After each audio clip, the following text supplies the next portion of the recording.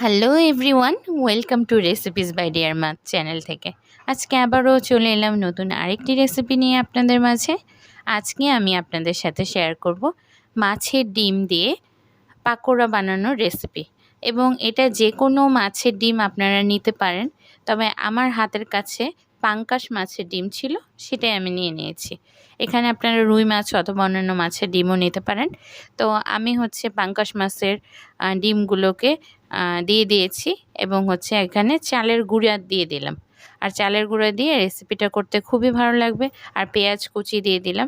পেঁয়াজ আমি পরিমাণ মতো একটু মোটামুটি বেশি নিতে হবে, কিন্তু আমি এখানে আমার ইউজ অনুযায়ী যতটুকু নেওয়া ততটুকু নিয়েছি। কাঁচামরিচ কুচি দিয়ে দিলাম।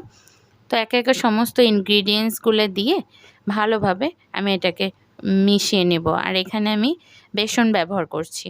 বেসন আপনারা চাইলে ইউজ করতে পারেন, আর না হলে পুরোটাও চালের গুঁড়া দিয়ে হবে। বেসন দিলে একটু ভেতরে একটু এক্সট্রা একটা নরম নরম ভাব আসে, তার জন্য। তো আমি এখানে লবণ পরিমাণ মতো দিয়ে দিলাম। তো একে একে সমস্ত ইনগ্রিডিয়েন্টসগুলো দিয়ে দেব। আর এই মাছের ডিমের পাকোড়াটা খেতে কিন্তু খুবই ভালো লাগবে, আপনারা অবশ্যই ট্রাই করবেন। আর এখানে আমি হলুদ দিয়ে দিলাম, শুকনো মরিচের গুঁড়ো দিয়ে দিচ্ছি, একটু ঝাল ঝাল হবে এবং ক্রিস্পি হবে, খেতে খুবই ভালো লাগবে, যেন সবার ভালো লাগে। আর জিরার গুঁড়া দিয়ে দিচ্ছি, আর কালো গোলমরিচের গুঁড়োটা দিয়ে দিলাম। এটা অপশনাল, চাইলে দিতেও পারেন আর নাও দিতে পারেন। তো এক এক করে সমস্ত ইনগ্রিডিয়েন্টসগুলো দিয়ে এটাকে হাত দিয়ে ভালোভাবে একে একে মিশিয়ে নিচ্ছি এবং এটাকে খুব ভালো মতো পাকোড়ার জন্য এটাকে প্রস্তুত করে মাখিয়ে নিতে হবে। আর আরেক সাইডে আমি প্যানের ভিতরে সয়াবিন তেল, রেগুলার যে তেলটা, সেটা আমি দিয়ে প্যানটাকে হিটে দিয়ে দিয়েছি। আর এটা মাখাতে মাখাতে এটাও যেন হিট হয়ে যায়, তো সেই ক্ষেত্রে খুবই ভালো লাগবে। আর এই বর্ষার ভিতরে আর অনেক সময় বিকেলের নাস্তাতে অথবা হঠাৎ করে অতিথি আসলে এই ডিমের পাকোড়াগুলো কিন্তু খেতে খুবই ভালো লাগবে। এটা যে কোনো কিছুর সাথে সার্ভ করতে পারবেন। তো এক এক করে ছোট ছোট পাকোড়ার শেপ করে এই ডোগুলো আমি দিয়ে দিচ্ছি। আর খুব সুন্দর করে এটাকে ভালোভাবে মিশিয়ে নেবেন এবং খেতে কিন্তু খুবই ভালো লাগবে। আর ট্রাই করবেন। তো এক পার্ট হয়ে যাওয়ার পরে আমি উল্টে দেব। আর সমস্ত পাকোড়ার শেপে ছোট ছোট শেপে দিয়ে দিয়েছি। আর দেখতে পাচ্ছেন খুবই ভালো এক একটা শেপ হচ্ছে। আর অনেক সময় অনেকে বাজার থেকে মাছ কিনলে মাছের ডিমগুলো আনতে চায় না, নর্মাল যে কোনো মাছ অথবা অন্য মাছ, ভাবে এটা একটা ঝামেলা। তো এই মাছের ডিম দিয়ে কিন্তু অনেক ধরনের রেসিপি করা যায়। আর এরকম মজার মজার নিত্য নতুন রেসিপি পেতে আমাদের চ্যানেলের সাথেই থাকুন।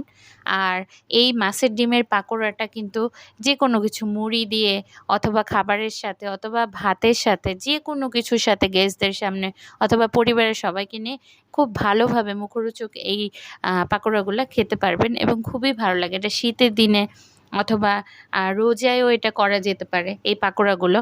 আর খেতে কিন্তু ভালোই লাগে। আর চা দিয়েও এটাকে পরিবেশন করা যাবে, চায়ের সাথেও খাওয়া যাবে। তো সব কিছু মিলে এক এক করে পাকোড়াগুলোকে উল্টে দিচ্ছি। আর পাকোড়াগুলো এক এক করে হয়েও যাচ্ছে। আর দেখতে এটা বাইরে দিয়ে একটু ক্রিস্পি ধরনের হবে এবং খেতে খুবই ভালো লাগবে। আর এরকম যে পাঙ্কাশ মাছটা তো খুবই সহজলভ্য মাছ। আর এই মাছের ডিমটা আমরা কিন্তু অনেক সময় অবহেলা করেই ফেলে দিই। তো সেক্ষেত্রে যদি এরকম পাকোড়াগুলো তৈরি করে নেন, পরিবার সবাই খেতে পারবে এবং ভালো লাগবে। তো এক এক করে তেল ঝরিয়ে পাকোড়াগুলোকে উঠিয়ে নিচ্ছি। আর খুবই সুন্দর ক্রিস্পি এবং কালারটাও খুব ভালো এসেছে।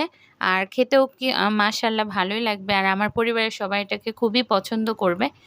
আর এভাবে এই সব রেসিপিগুলো আপনারা ট্রাই করবেন। এভাবে পাকোড়া খুব ইজিলি মোর দেন 15 মিনিটের ভিতর তৈরি করে নেওয়া যাবে খুবই সহজে। এর থেকেও কম সময় লাগবে যদি আপনারা ফ্রিজ থেকে বের করে নিয়ে ঠান্ডা করতে চান, সেক্ষেত্রে বললাম। তো হয়ে গেল আজকের মতো আলহামদুলিল্লাহ পাকোড়া। তো এখানে আমি সস দিয়ে পরিবেশন করে নিচ্ছি। আর এটা অপশনাল, আপনারা চাইলে সস দিয়েও নিতে পারেন বা সস ছাড়াও পরিবেশন করতে পারেন। তো মোটামুটি পাকোড়াগুলো আজকের মতো খুব ভালোভাবে সম্পন্ন। এখন সবাই অপেক্ষা করছে খাওয়ার জন্য। তো আজকের মতো আমাদের রেসিপি এ পর্যন্তই। আর সকলে আমাদের সাথে থাকবেন এবং পরিবারের সবাইকে সম্মান এবং ভালোবাসবেন। আর পাকোড়াগুলো আমি একটু দেখিয়ে দিচ্ছি, দেখুন কেমন হয়েছে। আলহামদুলিল্লাহ খুবই ভালো এবং খেতেও দারুণ লেগেছে। এই রেসিপিটা ট্রাই করতে ভুলবেন না। সকলে ভালো থাকুন। Thanks for watching. আল্লাহ হাফেজ।